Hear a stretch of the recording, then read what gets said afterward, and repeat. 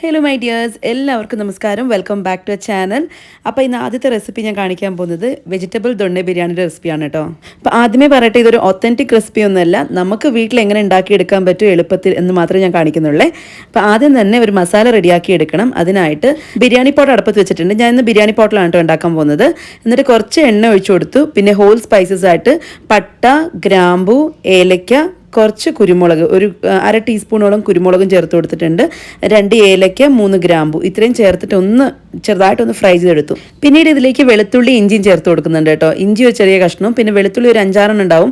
അത്യാവശ്യം വലിയ വെളുത്തുള്ളിയാണ്, അപ്പോൾ അതുകൊണ്ട് 5-6 മതിയാവും. പിന്നെ എരിവിനനുസരിച്ച് പച്ചമുളക് ചേർത്ത് കൊടുക്കുക. ഞാനിവിടെ 3 പച്ചമുളക് ചേർത്ത് കൊടുത്തിട്ടുണ്ട്. അത് കഴിഞ്ഞിട്ട് ഒരു ഉള്ളി, മീഡിയം സൈസിലുള്ള ഒരു ഉള്ളി ഇതുപോലെ നീളത്തിൽ കട്ട് ചെയ്തിട്ട് ചേർത്ത് കൊടുക്കുന്നുണ്ട്.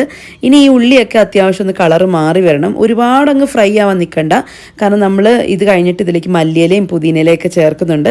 അപ്പോൾ അതുകൊണ്ട് ഉള്ളി ചെറുതായിട്ടൊന്ന് വാടി വന്നാൽ മതി. അത്യാവശ്യം ഒന്ന് കളറൊക്കെ മാറി വരുമല്ലോ, ആ സമയത്ത് നമുക്കിതിലേക്ക് മല്ലിയിലയും പുതിനയിലയൊക്കെ ചേർക്കാം കേട്ടോ. നിങ്ങൾക്ക് വേണമെന്നുണ്ടെങ്കിൽ 2 സെപ്പറേറ്റ് ആയിട്ട് ഫ്രൈ ചെയ്തെടുക്കാം കേട്ടോ. അതായത് ഉള്ളി മാത്രമായിട്ട് ഫ്രൈ ചെയ്തിട്ട് പിന്നീട് അത് മാറ്റി വെച്ചതിന് ശേഷം ഇലകൾ ഫ്രൈ ചെയ്തെടുക്കാം. എന്നിട്ട് അരയ്ക്കുമ്പോഴും അതുപോലെ തന്നെ അരച്ചെടുക്കുക. അപ്പോൾ കളർ കുറച്ചും കൂടി ഉണ്ടാവും. ഞാനിപ്പോൾ എല്ലാം ഒരുമിച്ച് ചെയ്യുകയാണ്, കാരണം സമയം വളരെ കുറച്ചേ ഉള്ളൂ. അപ്പോൾ അതുകൊണ്ട് എല്ലാം കൂടി ഒരുമിച്ച് ചെയ്തെടുക്കുകയാണ്. അപ്പോൾ ഇതാ ഉള്ളിയുടെ കളറൊക്കെ അത്യാവശ്യം ഒന്ന് മാറി വന്നപ്പം ഒരു കൈപ്പിടിയോളം മല്ലിയില ചേർത്ത് കൊടുത്തിട്ടുണ്ട്. അതിനെക്കാട്ടിലും കുറച്ച് മാത്രം കുറവ് അളവിൽ പുതിനയില ചേർത്ത് കൊടുത്തിട്ടുണ്ട്. പിന്നെ മേത്തി ലീവ്സും ചേർത്ത് കൊടുക്കണം. ഉലുവച്ചീരയില്ലേ, അതും കൂടി ചേർത്ത് കൊടുക്കുന്നുണ്ട്. അപ്പോൾ അതും പുതിനയുടെ അതേ അളവിലാണ് ചേർത്ത് കൊടുത്തേക്കുന്നത്. ഒരുപാടൊന്നും വേണ്ട, കുറച്ച് മതിയാവും. ഇനി നമ്മൾ ചേർത്തേക്കുന്ന ഇലയെല്ലാം നല്ലതുപോലെ വാടിയിട്ടൊന്ന് ഫ്രൈ ആയി കിട്ടണേ. അപ്പോൾ അതുവരെ ഒന്ന് ഇളക്കി കൊടുത്തുകൊണ്ടിരിക്കണം. പിന്നെ ഞാൻ നേരത്തെ പറഞ്ഞതുപോലെ നിങ്ങൾക്ക് നല്ല ഗ്രീൻ കളർ, ഡാർക്ക് ഗ്രീൻ കളറൊക്കെ വേണമെന്നുണ്ടെങ്കിൽ ഇല സെപ്പറേറ്റ് ആയിട്ടും ഉള്ളി സെപ്പറേറ്റ് ആയിട്ടും ഫ്രൈ ചെയ്തിട്ട് രണ്ടും സെപ്പറേറ്റ് ആയിട്ട് അരച്ചും വെക്കാം.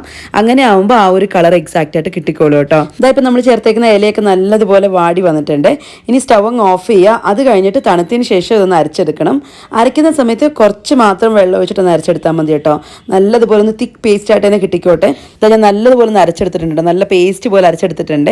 ഇനി നമുക്ക് റൈസ് ഒന്ന് സോക്ക് ചെയ്യാൻ വെക്കണം, കാരണം ഞാൻ കുക്കറിലല്ല ഉണ്ടാക്കിയെടുക്കുന്നത്, ബിരിയാണി പോട്ടിലാണ്. അപ്പോൾ അതുകൊണ്ട് മിനിമം ഒരു 20 മിനിറ്റ്സ് എങ്കിലും അരി ഒന്ന് വെള്ളത്തിലിട്ട് വെക്കാം കേട്ടോ. ഞാനിവിടെ എടുത്തേക്കുന്നത് കോലം റൈസ് ആണ്. നിങ്ങൾക്ക് വേണമെന്നുണ്ടെങ്കിൽ ജീരകശാല റൈസ് എടുക്കാം, അതല്ല ബുള്ളറ്റ് റൈസ് എടുക്കാം. ഇനി ഇത് രണ്ടും ഇല്ല, നമ്മുടെ നോർമൽ സോന മസൂരി റൈസ് ഉണ്ടല്ലോ, ചോറ് വെക്കുന്നത്, അതായാലും കുഴപ്പമൊന്നുമില്ല. എന്നാൽ ഒട്ടിപ്പിടിക്കാത്തൊരു റൈസ് വേണം എടുക്കാനായിട്ട്. സോ ഞാൻ ഒരു ഗ്ലാസ് കോലം റൈസ് നല്ലതുപോലെ കഴുകിയതിന് ശേഷം വെള്ളത്തിലിട്ട് വെച്ചിട്ടുണ്ട്. ഇനി ഒരു 10-20 മിനിറ്റ് അങ്ങനെ തന്നെ ഇരുന്നോട്ടെ കേട്ടോ. ആ ഒരു സമയം കൊണ്ട് നമുക്ക് വെജിറ്റബിൾസ് ഒക്കെ കട്ട് ചെയ്തിട്ട് ബാക്കിയുള്ള പ്രോസസ്സൊക്കെ തുടങ്ങാം, ബിരിയാണിയൊക്കെ ഉണ്ടാക്കി തുടങ്ങാം. അപ്പോൾ ഞാനിവിടെ സെയിം ബിരിയാണി പോട്ടിലേക്ക് കുറച്ചും കൂടി എണ്ണ ഒഴിച്ചു കൊടുക്കുന്നുണ്ട്. കൂടെ കുറച്ച് നെയ്യും ഒഴിച്ചു കൊടുക്കുന്നുണ്ട് കേട്ടോ. ഞാൻ നെയ്യും എണ്ണയും രണ്ടും ഒഴിച്ചു കൊടുക്കുന്നുണ്ട്. എന്നിട്ട് അതൊന്ന് ചൂടായി വരുന്ന സമയത്ത് ഹോൾ സ്പൈസസ് ആയിട്ട് ഒരു 1/2 ടീസ്പൂൺ കുരുമുളക്, പിന്നെ ഒരു 1/2 ടീസ്പൂൺ നല്ല ജീരകം, ഒരു കഷ്ണം പട്ട, 3 ഏലയ്ക്ക, പിന്നെ 3-4 ഗ്രാമ്പു ചേർത്ത് കൊടുക്കുന്നുണ്ട്. ഒരു ബ്ലാക്ക് കാർഡമം ചേർത്ത് കൊടുക്കുന്നുണ്ട് കേട്ടോ. അതില്ലെങ്കിലും കുഴപ്പമൊന്നുമില്ല, ഓപ്ഷനിലാണ്, ഉണ്ടെങ്കിൽ ചേർക്കാം. പിന്നെ നിങ്ങളുടെ കയ്യിലുള്ള സ്പൈസസ് ഏതൊക്കെയാണോ അതെല്ലാം ചേർക്കാം. ബിരിയാണി സ്പൈസസ് ഒക്കെ ഉണ്ടാവുമല്ലോ, അതൊക്കെ ചേർത്ത് കൊടുക്കാവുന്നേ ഉള്ളൂ. ഞാൻ എൻ്റെ കയ്യിലുണ്ടായിരുന്നതെല്ലാം ചേർത്തിട്ടുണ്ട്. അതൊന്ന് മൂത്ത് വരുമ്പം ഒരു വലിയ ഉള്ളി നീളത്തിൽ അരിഞ്ഞിട്ട് ചേർത്ത് കൊടുക്കുന്നുണ്ട്. ഇനി ഈ ഉള്ളി ഒന്ന് അത്യാവശ്യം വാടി വരട്ടെ കേട്ടോ. ഭയങ്കരമായിട്ട് അങ്ങ് ബ്രൗൺ ആവണമെന്നോ അല്ലെങ്കിൽ ഫ്രൈ ആവണമെന്നൊന്നുമില്ല, ചെറുതായിട്ടൊന്ന് വാടി വന്നോട്ടെ. ആ സമയത്ത് നമുക്കിതിലേക്ക് അരച്ച് വെച്ചേക്കുന്ന പേസ്റ്റ് ചേർത്ത് കൊടുക്കാം. എന്നിട്ട് ഈ പേസ്റ്റ് 1-2 മിനിറ്റ് ഒന്ന് ചൂടാക്കി എടുക്കണം കേട്ടോ. ഓൾറെഡി ഇത് ഫ്രൈ ആയതാണ്, നമ്മൾ ചേർത്തേക്കുന്ന ഉള്ളി ആവട്ടെ മല്ലിയില ആവട്ടെ എല്ലാം നന്നായിട്ട് ഫ്രൈ ആയി കിട്ടിയതാണ്. പക്ഷേ എന്നാലും മസാല ചേർത്തതിന് ശേഷം 1-2 മിനിറ്റ് ഒന്ന് ചൂടാക്കി എടുക്കണം. പിന്നീട് ഇതിലേക്ക് കുറച്ച് പൊടികൾ ചേർത്ത് കൊടുക്കാനുണ്ട് കേട്ടോ. ഞാൻ വിചാരിച്ചത് വീഡിയോയിൽ റെക്കോർഡ് ആയിട്ടുണ്ടെന്നാണ്, പക്ഷേ ഞാൻ വീഡിയോ എഡിറ്റ് ചെയ്യുന്ന സമയത്താണ് എനിക്ക് മനസ്സിലാവുന്നത് അത് റെക്കോർഡ് ആയിട്ടുണ്ടായിരുന്നില്ല. ഞാനിവിടെ ഒരു 1/4 ടീസ്പൂൺ മഞ്ഞൾപ്പൊടിയും 1/2 ടീസ്പൂൺ മുളക് പൊടിയും പിന്നെ 1 ടീസ്പൂണോളം ബിരിയാണി മസാല ചേർത്ത് കൊടുത്തിട്ടുണ്ടായിരുന്നു. അത് കഴിഞ്ഞിട്ട് വീണ്ടും ഫ്രൈ ചെയ്തെടുത്തതാണ് കേട്ടോ. അപ്പോൾ അത് വീഡിയോയിൽ റെക്കോർഡ് ആയിട്ടില്ല, അതുകൊണ്ടാണ് എടുത്ത് പറയുന്നത്. നിങ്ങൾ ആ പൊടികളൊക്കെ ഒന്ന് ചേർക്കണേ.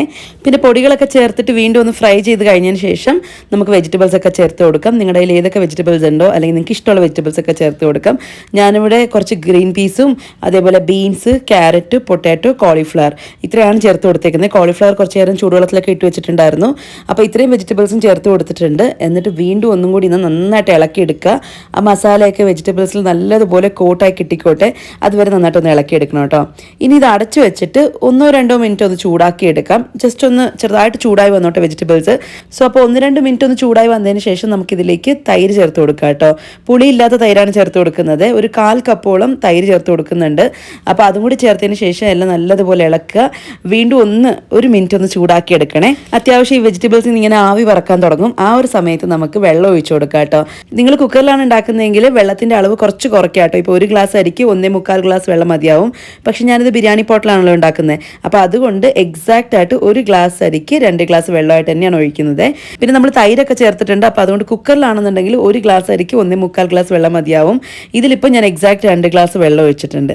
എന്നിട്ട് ആവശ്യത്തിന് ഉപ്പും ചേർത്ത് കൊടുത്ത് ഇനി ഇതെല്ലാം നല്ലതുപോലെ ഒന്ന് ഇളക്കിയിട്ട് അടച്ചു വെച്ച് തിളപ്പിച്ചെടുക്കാം കേട്ടോ. വെള്ളം നന്നായിട്ടൊന്ന് തിളച്ച് വരണം. അന്നേരം നമുക്കിതിലേക്ക് റൈസ് ചേർത്ത് കൊടുക്കാം കേട്ടോ. അപ്പോൾ അതുവരെ ഒന്ന് അടച്ചു വെച്ച് തിളപ്പിച്ചെടുക്കാം. ഇതായിപ്പോൾ നല്ലതുപോലെ വെള്ളമൊക്കെ തിളച്ച് വരുന്നുണ്ട്.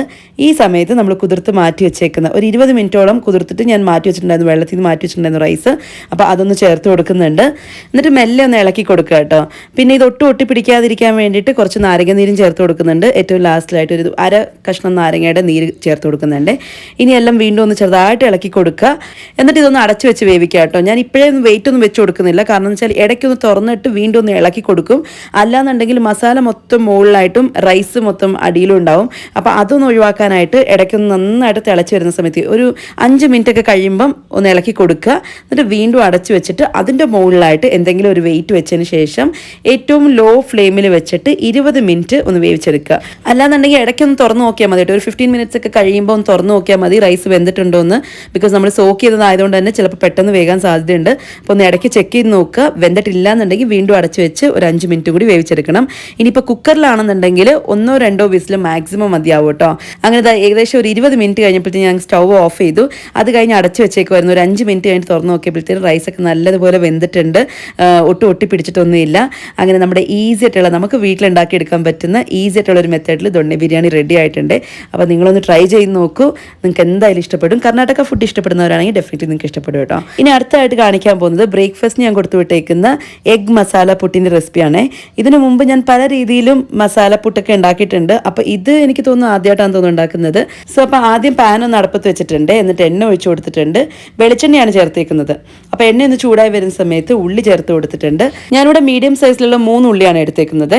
അതൊന്നെങ്കിൽ നിങ്ങൾക്ക് പൊടിപ്പൊടിയായിട്ട് കൈ കൊണ്ട് തന്നെ കട്ട് ചെയ്തെടുക്കാം. അതല്ലാന്നുണ്ടെങ്കിൽ ഇതുപോലെ ചോപ്പർ ഉണ്ടെങ്കിൽ ചോപ്പർ യൂസ് ചെയ്തിട്ട് വളരെ ചെറുതായിട്ട് ഉള്ളി കട്ട് ചെയ്തെടുക്കാൻ പറ്റും കേട്ടോ. അപ്പോൾ ഞാനിപ്പം ഉള്ളി ചോപ്പറിലാണ് കട്ട് ചെയ്തിരിക്കുന്നത്. അതുകൊണ്ടാണ് ഇത്രയും ചെറുതായിട്ട് കിട്ടിയേക്കുന്നത്. പിന്നെ കുറച്ച് പച്ചമുളക് ചേർത്ത് കൊടുത്തിട്ടുണ്ട്. എരിവിനനുസരിച്ച് ചേർത്ത് കൊടുക്കാം. ഞാനിവിടെ ഒരു വലിയ പച്ചമുളക് ചേർത്ത് കൊടുത്തു. കുറച്ച് കരിവേപ്പില ഇത്രയും ചേർത്തതിന് ശേഷം ഉള്ളിയുടെ കളർ ഒന്ന് മാറി വരുന്നവരെ നന്നായിട്ടൊന്ന് വഴറ്റിയെടുക്കുക. അത്യാവശ്യം ഒന്ന് ബ്രൗൺ കളറായി വന്നിട്ടുണ്ട്. അല്ലാന്നുണ്ടെങ്കിൽ ഉള്ളി നല്ലതുപോലെ ഒന്ന് വാടി കിട്ടിയാലും മതി. ആ സമയത്ത് ഇതിലേക്ക് നമുക്ക് ജിഞ്ചർ ഗാർലിക് പേസ്റ്റ് ചേർത്ത് കൊടുക്കാം കേട്ടോ. നിങ്ങൾക്ക് വേണമെന്നുണ്ടെങ്കിൽ ജിഞ്ചർ ഗാർലിക് ചതച്ചിട്ട് ചേർത്ത് കൊടുത്താലും മതി. ഞാനിവിടെ പേസ്റ്റ് ചേർത്ത് കൊടുക്കുകയാണ്. ഒരു 1/2 ടീസ്പൂണ് താഴെയായിട്ട് ചേർത്ത് കൊടുക്കുന്നുള്ളൂ. ഒരുപാടൊന്നും വേണ്ട.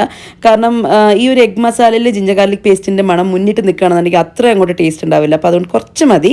എന്നിട്ട് പേസ്റ്റിൻ്റെ പച്ചമണം മാറുന്നവരെ ഒന്ന് വഴറ്റിയെടുക്കണേ. പിന്നീട് ഇതിലേക്ക് മസാലപ്പൊടികളൊക്കെ ചേർത്ത് കൊടുക്കാം. ഞാനിവിടെ ഒരു 1/4 ടീസ്പൂണ് താഴെ മഞ്ഞൾപ്പൊടിയും 1/2 ടീസ്പൂൺ മുളക് പൊടിയും പിന്നെ ഒരു 1/2 ടീസ്പൂൺ മല്ലിപ്പൊടിയും പിന്നെ 1 ടീസ്പൂൺ ചിക്കൻ മസാല അല്ലെന്നുണ്ടെങ്കിൽ ഗരം മസാല ഏത് പൊടി വേണമെങ്കിലും ചേർത്ത് കൊടുക്കാം. അപ്പോൾ ഞാനിവിടെ ചേർത്തേക്കുന്നത് ചിക്കൻ മസാല പൊടിയാണ് കേട്ടോ. സോ അപ്പോൾ ഇത്രയും പൊടികളൊക്കെ ചേർത്തതിന് ശേഷം ആ പൊടിയുടെ പച്ചമണം മാറുന്നവരെ ഒന്ന് ചൂടാക്കി എടുക്കുക. ഒരു 2-3 മിനിറ്റ് ഒന്ന് ചൂടാക്കുമ്പോഴത്തേക്കും പൊടികളുടെയൊക്കെ പച്ചമണം മാറി വരും. ഈ സമയത്ത് നമുക്കിതിലേക്ക് തക്കാളി ചേർത്ത് കൊടുക്കാം.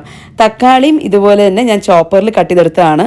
അതല്ലാന്നുണ്ടെങ്കിൽ നിങ്ങൾക്ക് വളരെ ചെറുതായിട്ട് ഒന്ന് കട്ട് ചെയ്തെടുത്താലും മതിയാവും. ഇപ്പോൾ ചോപ്പർ ഉള്ളതുകൊണ്ട് പണി കുറച്ച് എളുപ്പമാണെന്ന് മാത്രം. ഇത് നല്ല ഫൈനായിട്ട് കട്ട് ചെയ്ത് കിട്ടിക്കോളും. അപ്പോൾ തക്കാളിയും കൂടി ഒന്ന് ചേർത്ത് കൊടുത്തിട്ടുണ്ട്. ഞാനിവിടെ എടുത്തേക്കുന്നത് 2 തക്കാളിയാണ്. അപ്പോൾ തക്കാളി ചേർത്തതിന് ശേഷം എല്ലാം നല്ലതുപോലെ ഒന്ന് ഇളക്കിയിട്ട് അടച്ചു വെച്ചൊന്ന് വേവിക്കാം. ഈ തക്കാളിയുടെ പച്ചമണം മാറുന്നവരെ നന്നായിട്ടൊന്ന് വഴറ്റിയെടുക്കണം. തക്കാളിയൊക്കെ നല്ലതുപോലെ ഒന്ന് വെന്ത് വരുന്ന സമയത്ത് നമുക്കിതിലേക്ക് വേവിച്ച് മാറ്റി വെച്ചേക്കുന്ന മുട്ട ചേർത്ത് കൊടുക്കാം കേട്ടോ.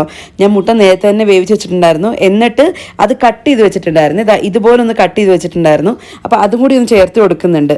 ഇനി ഇതെല്ലാം നല്ലതുപോലെ ഒന്ന് മിക്സ് ചെയ്തിട്ട് ഒന്നെങ്കിൽ നിങ്ങൾക്ക് തുറന്ന് വെച്ചിട്ടൊന്ന് ചൂടാക്കി എടുക്കാം. അതല്ലെന്നുണ്ടെങ്കിൽ അടച്ചു വെച്ചൊന്ന് വേവിച്ചെടുക്കാം. എന്തായാലും മുട്ടയും മസാലയൊക്കെ നന്നായിട്ട് വെന്തിട്ടുണ്ട്. അപ്പോൾ വീണ്ടും 1 മിനിറ്റോ അല്ലെങ്കിൽ 1-2 മിനിറ്റോ ഒന്ന് ചൂടാക്കി എടുക്കാവേ. പിന്നെ ഓപ്ഷനിലാണ്, നിങ്ങൾക്ക് വേണമെന്നുണ്ടെങ്കിൽ കുരുമുളക് പൊടിയും കൂടി ചേർക്കാം കേട്ടോ. കുറച്ചും കൂടി സ്പൈസി ആക്കണം, കളർ കൂട്ടണമെന്നുണ്ടെങ്കിൽ കുരുമുളക് പൊടി ചേർക്കാം. ഞാനിവിടെ അത് ചേർത്തിട്ടില്ല. ഏറ്റവും ലാസ്റ്റിലായിട്ട് കുറച്ച് മല്ലിയിലും കൂടി ഇട്ടിട്ട് നമ്മുടെ എഗ് മസാല റെഡിയാക്കി എടുത്തു കേട്ടോ.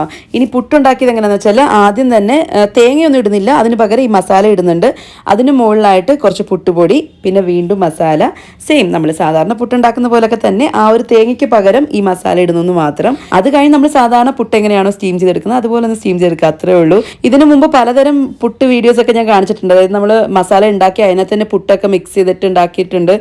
അല്ലാതെ പ്രോൺസ് മസാല സ്റ്റഫ് ചെയ്തിട്ടുള്ള പുട്ട് ഉണ്ടാക്കിയിട്ടുണ്ട്. എനിക്കൊന്ന് എഗ് മസാല വെച്ചിട്ട് ഞാൻ ആദ്യമായിട്ട് ഉണ്ടാക്കുന്നതെന്ന് തോന്നുന്നു കേട്ടോ. അപ്പോൾ ഇത് വെന്ത് കഴിയുമ്പോൾ എങ്ങനെ ഉണ്ടാവും എന്നുള്ളത് ഓൾറെഡി ലഞ്ച് ബോക്സ് പാക്കിങ്ങിൽ ഞാൻ കാണിച്ചിട്ടുണ്ട്. ചിലപ്പോൾ ആ വീഡിയോ കാണാതെയാണ് നിങ്ങൾ ഈ വീഡിയോ കാണുന്നതെങ്കിൽ നിങ്ങൾക്ക് വേണ്ടിയിട്ട് ഈ വീഡിയോയുടെ ലാസ്റ്റിൽ ഞാൻ ആ ക്ലിപ്പ് ആഡ് ചെയ്തിട്ടുണ്ട്, ഒന്ന് നോക്കിക്കോളൂ. അപ്പോൾ ഇന്നത്തെ 2 റെസിപ്പീസും ഇഷ്ടമായെന്ന് വിശ്വസിക്കുന്നു, 2 ഈസിയാണെന്ന് വിചാരിക്കുന്നു. അപ്പം ഇഷ്ടമായിട്ടുണ്ടെങ്കിൽ ഒന്ന് ലൈക്ക് ചെയ്യാനും അതേപോലെ നമ്മുടെ ചാനൽ ആദ്യമായിട്ടാണ് കാണുന്നതെങ്കിൽ ഒന്ന് സബ്സ്ക്രൈബ് ചെയ്ത് സപ്പോർട്ട് ചെയ്യാനും മറക്കല്ലേ. അപ്പോൾ അടുത്ത നല്ലൊരു വീഡിയോ ആയിട്ട് കാണാം. Until then tata bye.